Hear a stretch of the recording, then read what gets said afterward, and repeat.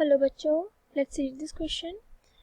If a is equals to 3, b is equals to 2, p is equals to 10, q is given as 1, x is equals to 0 and z is equals to 7, then we have to find the value of b, p, z. तो हमें b, p, z की value निकालनी है. तो हम सबसे पहले इसका की कॉन्सेप्ट देखेंगे. What is the key concept we have is, जब कभी भी हमारे पास कोई अलजेब्रिक एक्सप्रेशन होता है, algebraic expression, so then what we have to do is, let's say we have an expression a b plus c.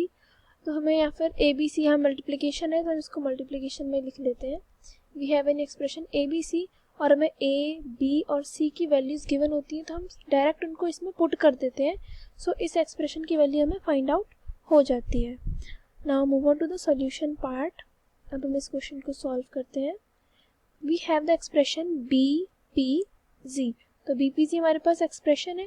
तो b की value हमारे पास क्या गिवन है 2, यहाँ से p की वैल्यू गिवन है 10 एंड z की 7. p की वैल्यू गिवन है 10 एंड z की value 7. so now putting the values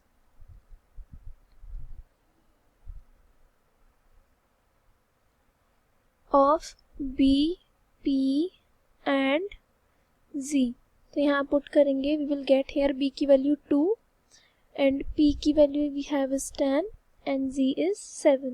तो इसे सॉल्व करने पर आया हमारे पास 20 इंटू 7, दैट इज 7 2 जा 14, तो 140.